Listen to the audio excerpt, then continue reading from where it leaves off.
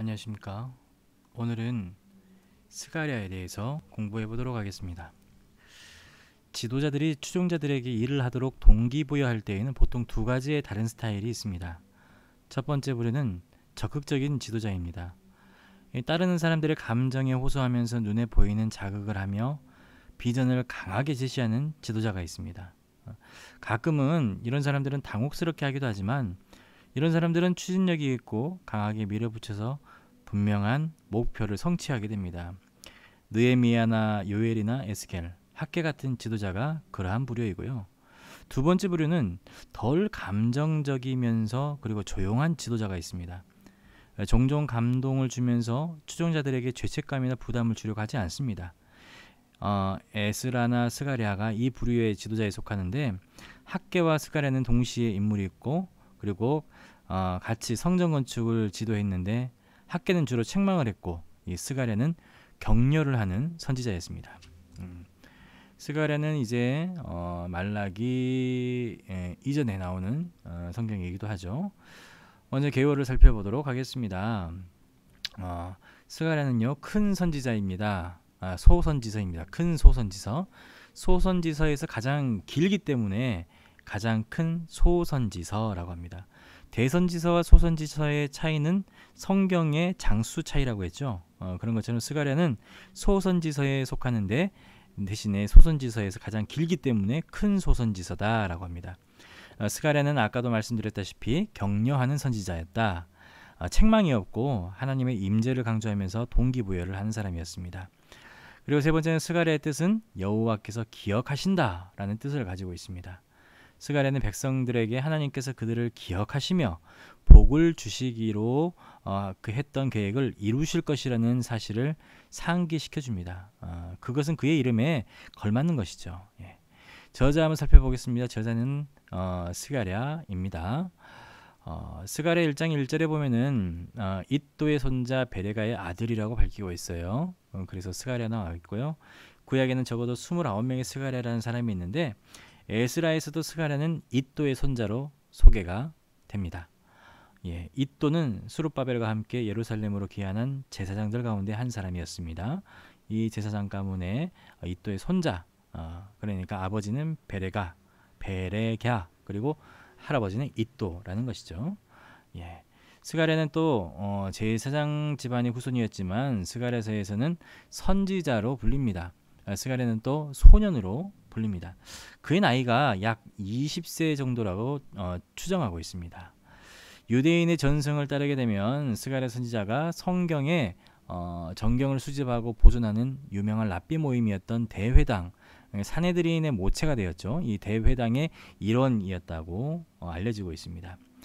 또한 스가랴는 하나님의 말씀을 세 그룹의 사람들에게 전하게 되는데요. 첫 번째로는 유다 총독 스룹바벨과 대제사장인 여호수아, 두 번째는 바벨론 포로 생활을 마치고 유다로 돌아온 백성들, 세 번째는 유다와 예루살렘에 거하는 유다 사람들에게 전하고 있습니다.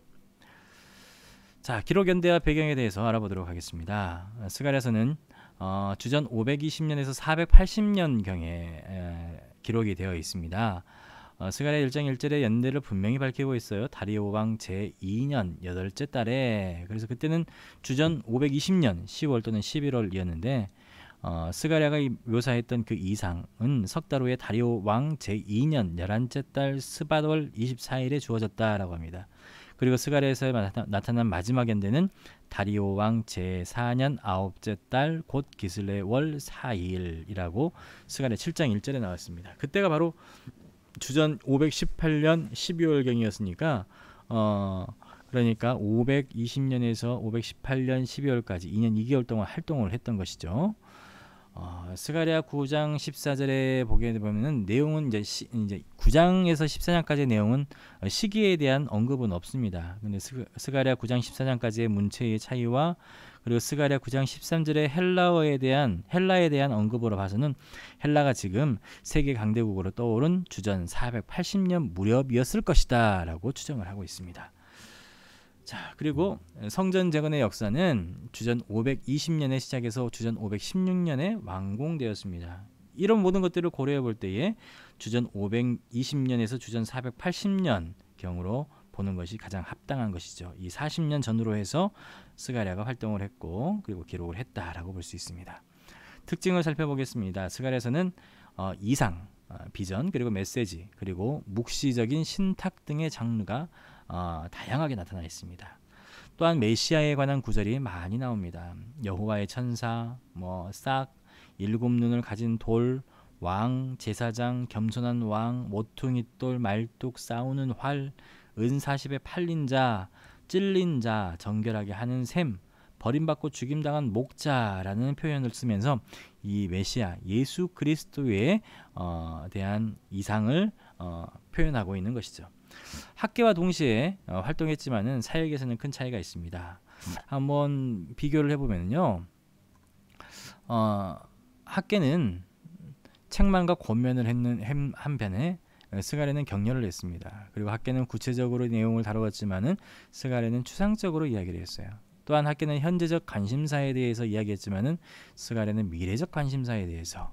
학계는 굉장히 간결합니다. 똑부러지게 했습니다. 하지만 스가랴는 장황했어요. 설명하기 위해서 긴 글을 썼죠.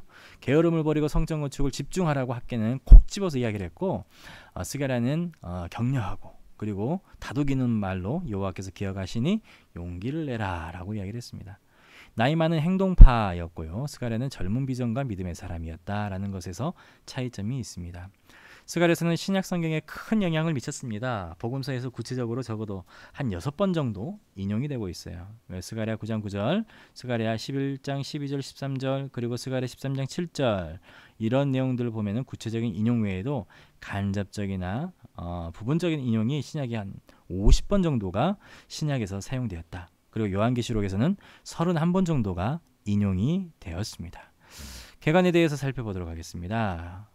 먼저 1장 1절에서 6장 15절까지는 8가지 이상에 대해서, 그리고 7장 1절에서 8장 23절에는 4가지 메시지, 세 번째는 9장 1절에서 14장 21절까지는 2가지 경고에 대해서 이야기를 했습니다. 강조점은 회개와 위로, 그리고 7장에서는 금식 문제, 9장에서는 예언에 대해서, 그리고 초점은 나라의 운명과 불순종, 나라의 회복에 대해서. 연대는 이제 성전 건축 중에 1장에서부터 8장까지의 내용을 보면은 성전 건축 중에 쓰여진 것이고 9장에서 14장까지는 성전 건축 이후에 쓰여진 걸로 추측이 된다라고 하겠습니다. 장소는 예루살렘이죠. 예, 그렇습니다. 이제 또 8가지 이상에 대해서 한번 알아보도록 하겠습니다. 첫 번째는 회개와 촉구입니다. 스가랴는 이스라엘 백성이 예루살렘으로 돌아온 후에 여호와께 메시지를 받게 됩니다.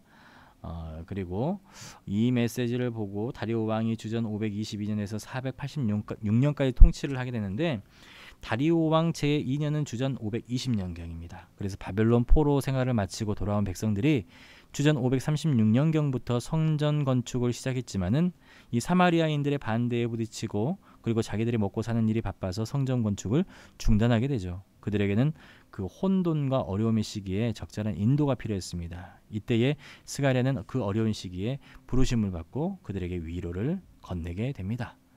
자, 여기에서 우리가 배울 교훈은 어려움과 불확실의 시기에는 격려와 소망이 필요하다라는 것을 우리가 상기시키고 있습니다. 스가랴는 백성들에게 조상들을 본받지 말고 여호와께 돌아오라고 회개를 촉구하고 있습니다. 하나님께서는 우리가 죄 가운데 있을 때에도 여전히 사랑하시며 죄를 버리고 그분께 돌아오라라고 이야기를 합니다. 그래서 보면은 너희 조상들을 본받지 말라, 옛적 선지자들이 그들에게 외쳐 이르되 만군의 여호와께서 이렇게 해서 너희 조상들을 본받지 말라라는 슬로건으로 이야기를 하게 되죠. 과거의 역사를 잘 해석하면은 현재와 미래의 삶에 큰 유익이 된다는 교훈을 우리들에게 주고 있습니다. 자, 그리고 8가지 이상에 대해서 또 보면은 다리오 왕 제2년 11째 달 곧 스바롤 24일에 인도의 손자 베레갸의 아들 선지자 스가랴에게 여호와의 말씀이 임하니라 했습니다. 자, 먼저 스가랴는 말들과 말 탄 자들에 대한 이상을 보게 됩니다. 그리고 시온을 하나님께서 보내신 두 존재가 나타나는데, 첫 번째로는 스가랴에게 주신 이상을 해석하기 위해서 나타난 천사, 스가랴 1장에서 6장까지 11번 등장하게 됩니다. 두 번째는 화석류 나무 사이에 있는 사람들인데, 화석류 나무는 분홍색 꽃이 피고 짙은 열매를 맺는 상록수 나무인데요. 높이가 한 10여 미터 정도 된다고 합니다. 그래서 그 사람은 여호와의 천사로 묘사가 되죠. 말을 탄 천사들은 땅에서 무슨 일이 일어나는지를 보고하도록 보냄을 받은 사람들이다. 하나님께서 자신의 백성들의 처지를 아시고 선한 말씀으로 위로를 하신다는 것을 볼 수 있습니다. 자, 그리고 이에 대한 말씀 또 보시고요. 이에 대한 교훈은 하나님께서는 백성이 공경에 처할 때에 선한 말씀 그리고 위로의 말씀으로 그들에게 용기와 희망을 주시는 분이시다라는 것입니다. 두 번째는 스가랴는 네 뿔과 네 대장장이에 대한 이상을 보게 됩니다. 내가 눈을 들어본즉 네기에 뿔이 있고, 예, 이렇게 뿔 이야기가 나오죠. 여기에서 우리가 또 배울 점은요, 하나님의 백성을 괴롭힌 자들은 결국 그분의 심판을 받을 것이다 라는 겁니다. 또한 스가랴는 측량줄을 잡은 자에 대한 이상을 보게 됩니다. 내가 또 눈을 들어본즉 한 사람이 측량줄을 그의 손에 잡았기로 라고 하면서요, 여호와 말씀에 시온에 따라 노래하고 기뻐하라 라고 이야기합니다. 하나님께서는 우리를 그의 백성으로 삼으시고 우리 가운데서 머무시는 것은 우리에게 큰 기쁨이 되신다는 것을 알려주고 있습니다. 스가랴는 정결하게 된 여호수아에 대한 이상을 보게 됩니다. 사탄이 하나님 앞에서 여호수아를 참수할 기회를 찾게 됩니다. 스가랴 3장의 내용이에요. 그런데 대제사장 여호수아는 기소되어서 무죄 선고를 받습니다. 여호와의 천사 앞에서 선 대제사장 여호수아가 정결하게 된 이상은 하나님께서 이스라엘을 회복시켜 주시고 정결하게 하실 것을 보여주는 상징적인 이상이었습니다. 예. 자, 그래요. 그리고 이에 대해서 우리가 배울 점은 이제 사탄은 늘 우리를 참소하려고 하기 때문에 우리는 말씀으로 무장하고 우리는 완전하게 변화하실 예수님을 의지해야 된다라는 것입니다. 자, 또한 스가랴는 등대와 감람나무에 대한 이상을 보게 됐는데요. 이 이상은 하나님께서 이스라엘의 지도자들에게 하나님의 일을 완수할 수 있는 능력을 주실 것을 상징합니다. 감람나무를 통한 기름의 지속적인 공급은 하나님의 도우심으로 성전 재건을 마칠 수 있다는 것을 보여주게 됩니다. 기름은 성경 어디서나 성령을 뜻하게 되는 것이죠. 등잔은 또한 유대 민족을 가리키는 민족적인 상징이 되었습니다. 자, 그리고 스룹바벨이 손이 이 성전의 기초를 놓았은즉이라고 하는데 성전을 짓는데 방해가 되는 모든 장애물은 성령에 의해서 제거가 될 것이다라는 교훈을 줍니다. 네. 이 감람나무는요, 이스라엘에서 제사장과 왕의 직위이고 감람나무 두 가지는 당시 그 직무를 수행하던 여호수아와 스룹바벨이다라고 찰스 파인버그가 해석을 했었습니다. 자, 하나님의 일은 인간의 능력으로 불가능하게 보이지만은 하나님의 성령의 능력으로 가능해지는 것입니다. 예. 스가랴는 날아가는 두루마리에 대한 환상을 보게 됩니다. 두루마리는 돌돌 말린 것을 이야기하는 것이죠. 그런데 악한 행위로부터 돌아오기를 거부하는 사람들은 하나님의 복을 경험하는 대신에 심판을 경험하게 된다라는 것입니다. 날아가는 두루마리 보는데 온 땅에 내리는 저주다. 도둑질하는 자, 맹세하는 자, 그대로 저쪽 글대로 끊어지리라라는 것을 보면은 악한 행위로 돌아오기를 거부하는 사람들은 심판을 경험하게 된다라는 것입니다. 또한 스가랴는 에바, 그러니까 바구니 속에 있는 여인에 대한 이상을 보게 됩니다. 이 에바 가운데는 한 여인이 앉았느니라 하니 그때 둥근 납 한 조각이 들리더라. 그가 이르되 이는 악이라 하고 그 여인을 에바 속으로 던져놓고 납 조각을 에바 아기 위에 던져 덮더라 라고 했습니다. 자, 그리고 이 이상 속에 나타난 여인은 악을 대표하고 유다의 악함을 말하고 있습니다. 그 악은 나라를 멸망으로 이끌었습니다. 그래서 스가랴 5장 10절에 보면 내가 내게 말한 천사에 이르되 그가 내게 이르되 그들이 신할 땅으로 가서 그것을 위하여 집을 지으려 함이니라 준공되면 그것이 제 처소에 머물게 되리라 하더라 했습니다. 이 악은요, 신할 땅, 이 바벨론의 옛 이름입니다. 이 신할 땅이 이제 바벨론인데, 바벨론은 우상 숭배와 하나님께 대한 반역의 장소입니다. 그래서 제 처소에 머물게 되리라라는 것은 이스라엘에서 악이 제거되고 바벨론에 머물게 되었다는 것이죠. 그러니까 악은 이스라엘에서 제하여지고 바벨론으로 갈 것이다. 하나님의 백성 안에 있는 죄는 형벌을 받아야 되고 그리고 제거돼야 한다는 것을 알려주고 있습니다.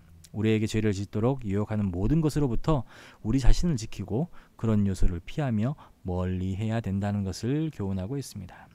또한 스가랴는 네 병거에 대한 이상을 보게 됩니다. 마지막 이상은요, 이스라엘을 괴롭힌 나라들에 대한 하나님의 심판을 보여줍니다. 이 내가 또 눈으로 들어본즉 네 병거가 두 산 사이에서 나오는데 그 산은 구리산이더라.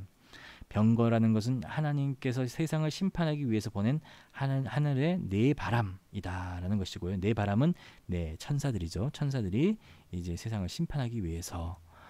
자, 천사가 대답하여 이르되 이는 하늘의 네 바람인데 온 세상의 주 앞에 서 있다가 나가는 것이라. 그가 내게 외쳐 말하여 이르되 북쪽으로 나간 자들이 북쪽에서 내 영을 쉬게 하였느니라 하더라 했습니다.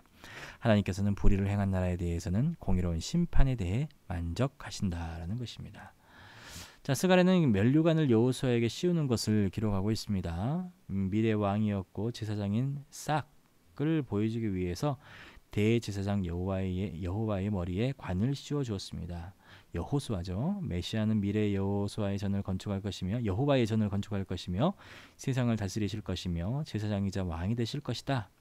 여호와가 면류관을 벗어서 전 안에 두는 것은 그분이 다스리는 것이 아니라 그 면류관에 합당한 자가 오실 것을 암시하는 것이다. 누구를 가리켜요? 바로 예수 그리스도를 가리키는 것이죠.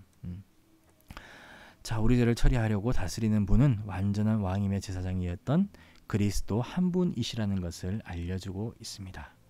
자, 그리고 두 번째는 네 가지 메시지에 대해서 알아보겠습니다. 첫 번째, 금식에 대한 질문입니다. 베델 사람들이 금식에 관한 질문을 하게 됩니다. 스가랴 1장 7절에 보면은 스가랴가 이상을 보고 2년 정도가 지났습니다. 성전의 진행이 반 정도 되었을 때 스가랴가 네 가지 메시지를 전하는데 그 중에 세 개의 메시지가 여호와의 말씀이 내게 임하여 이르시되라고 시작을 하면서 메시지의 근원이 어딘지를 분명히 밝히고 있습니다. 베델에서 온 사람들은 예루살렘이 멸망될 날을 기념하면서 금식을 계속해야 하는 질문을 하게 됩니다. 그래서 하나님께서 정하신 금식은 1년에 한 번 속죄일에 해당하는 것인데 유대인들은 예루살렘의 멸망과 관련해서 여러 금식일을 정하고 예루살렘이 멸망한 주전 586년경부터 금식일을 여러 날 지켜왔습니다. 70여 년간 금식일을 지켜오면서 금식을 계속해야 하는지의 의문을 품고 물어보려고 왔던 것이죠. 그들은 이 금식에 대한 부담을 느끼고 지쳤던 것입니다. 그래서 물어보러 왔어요. 예. 이런 것 보면은 진정성이 없는 의식적인 종교적 행위는 의무감과 부담 그리고 죄의식을 초래할 수밖에 없다는 것입니다. 자, 네 가지 메시지. 스가랴는 백성의 위선에 대한 하나님의 책망을 전하고 있습니다. 자, 그리고 두 번째는 스가랴는 백성들에게 불순종에 대한 회개의 메시지를 전하고 있습니다. 스가랴 7장 11절에 나와 있죠. 세 번째로는 스가랴는 하나님께서 이스라엘을 향한 질투의 사랑으로 그들을 회복시키신다는 약속을 전하고 있습니다. 만군의 여호와가 이같이 말하노라. 내가 시온을 위하여 크게 질투하며 그를 위하여 크게 분노함으로 질투하노라. 질투의 하나님이시죠. 예. 스가랴 8장 3절에서 15절을 보게 되면은 하나님께서 하신 몇 가지 약속이 있습니다. 첫 번째로는 임재의 약속, 두 번째는 평화와 안전의 약속, 세 번째는 하나님의 구원의 약속, 네 번째는 풍성한 복의 약속, 다섯 번째는 은혜를 베푸신다는 약속의 말씀이 있습니다. 그래서 하나님께서는 그들에게 행할 일을 명하시죠. 너희가 행할 일은 이러하니라 라고 하면서 스가랴 8장 16절과 17절에 나와 있습니다. 모든 것은 진리를 벗어난 것이고 타인에게 해를 끼치므로 진리의 테두리 안에서 자신을 묶어두고 탈선하지 않도록 주의를 기울여야 한다는 것입니다. 스가랴는 또한 이스라엘 백성들이 슬픔에서 벗어나 기쁨의 축제를 누릴 것이라고 예언을 하게 됩니다. 스가랴 8장 19절에 우리 유다 족속에게 기쁨과 즐거움과 희락의 절기들이 되리니 오직 너희는 진리와 화평을 사랑할지니라 했습니다. 진실과 그리고 화평함을 추구하는 삶은 기쁨과 즐거움을 초래한다라는 교훈을 주고 있죠. 자, 두 가지 경고에 대해서 알아보도록 하겠습니다. 첫 번째 경고는 기름 부음을 받은 왕의 초림과 거부당함입니다. 하나님께서는 이스라엘의 대적을 심판하실 것이고 그리고 성경 말씀 9장 8절에 나와 있죠. 내가 내 집을 둘러 진을 쳐서 적군을 막아 거기 왕래하지 못하게 할 것이라. 포악한 자가 다시는 그 지경으로 지나가지 못하리니 이는 내가 눈으로 친히 봄이니라 했습니다. 하나님께서는 자신의 백성을 지켜보시고 위험으로부터 보호하시는 분이시다라는 것을 교훈하고 있습니다. 두 번째로는 왕 중의 왕이 오셔서 대적을 물리치시고 구원을 베푸실 것이다 라는 것입니다. 자, 그리고요, 메시아는 겸손하신 구원자이시며 평강의 왕이시라는 것. 예, 겸손하여서 나귀를 타시나니, 나귀의 작은 것 곧 나귀 새끼를 타고 예수님이 오시죠. 메시아에 대한 예언을 하게 됩니다. 또한 왕이 백성들에게 복을 주실 것이다. 그리고 그들이 전에 번성하였던 것 같이 번성하리라라는 복을 주게 됩니다. 거짓 목자는 백성을 속이고 멸망시키지만 메시아는 자기 백성을 돌보시며 번성하게 하신다. 우리 예수님이 그러신 분이죠. 백성은 하나님의 목자를 거부하고 못된 목자는 양떼를 해칠 것이다 라고 이야기를 합니다. 백성이 메시아이신 목자왕을 거부하여서 스가랴 11장에 보면 재앙이 일어나게 됩니다. 악한 목자들이 개인과 나라에 큰 피해를 가져다 주게 됩니다. 참되고 선한 목자를 거부한 결과는 어리석고 못된 목자가 다스리는 것이고, 또 그는 메시아와 모든 면으로 대조적인 모습을 보이는 것이죠. 우리가 선한 목자를 거부하게 되면 우리가 우매하고 악한 목자가 우리를 다스릴 것이다 라는 것을 경고하고 있습니다. 두 번째 경고는 왕의 재림과 통치입니다. 스가랴 12장부터 14장의 내용은요, 이렇게 나와 있는 것이죠. 성취 이루어지지 않습니다. 미래의 일입니다. 그래서 역사상 아직 본문에서 묘사하고 있는 나라들의 연합이나 전쟁이 일어난 적이 없습니다. 예언적이에요. 계시록 같은 책이죠. 하나님께서는 예루살렘을 멸망시키려고 오는 나라들로부터 예루살렘을 구원하실 것이다. 하나님께서는 또한 회개하고 하나님께 돌아오는 백성들을 사하실 것이다 라는 것입니다. 그날에 여호와가 예루살렘 주민을 보호하리니 했습니다. 그리고 내가 다윗의 집과 예루살렘 주민에게 은총과 강구하는 심령을 부어주리니 이렇게 해서 장자를 위하여 통곡하듯 하리로다 라고 했습니다. 이 스가랴가 말하고 있는 한 사람은요, 한 무명의 순교자가 아니라 오실 메시아, 바로 그분입니다. 예수님을 지금 말하고 있는 것이죠. 유대인이나 그리스도인들이나 본문의 가장 오래된 해석은 그렇게 이해하고 있다라고 찰스 파인버그가 소선지서에서 밝히고 있습니다. 그리고 하나님께서는 예루살렘을 보호하시고 복을 주실 것이다 라고 말씀하고 있습니다. 여호와께서 천하의 왕이 되시리니 그날에는 여호와께서 홀로 한 분이실 것이요 그 이름이 홀로 하나이실 것이라. 예. 여러분, 성결이라는 명사가요, 종종 거룩하다, 신성하다, 그리고 구별되다 같이 구별된, 거룩한, 신성한 형용사로 쓰이기도 하는데요. 이 단어는 거룩한 장소나 성전을 가리키기도 합니다. 그래, 복수형은요, 주님께 바쳐지거나 존중을 받을 가치가 있다는 것으로 거룩한 것들을 뜻하는 것인데, 그 물체 자체가 예배의 대상은 아니지만 하나님의 영광과 거룩을 반영하는 것으로 귀하게 여겨야 한다는 것입니다. 자, 궁극적인 하나님의 나라에는 부정은 없고 성결만 있으므로 그날에 걸맞게 살기 위해서 모든 신자는 평소에 성결한 삶을 추구하며 살아야 된다라고 교훈하고 있습니다.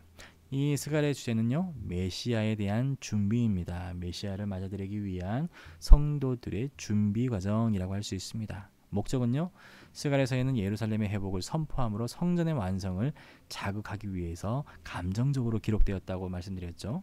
또한 스가랴서는 백성이 겸손한 마음으로 하나님에게 부르짖고 하나님에게 헌신하기 위한 영적 부흥을 촉진시키며 메시아에 대한 준비를 시키기 위해서 기록된 책이다라는 것입니다. 핵심 구절은 스가랴 4장 6절 말씀과 스가랴 9장 9절 말씀.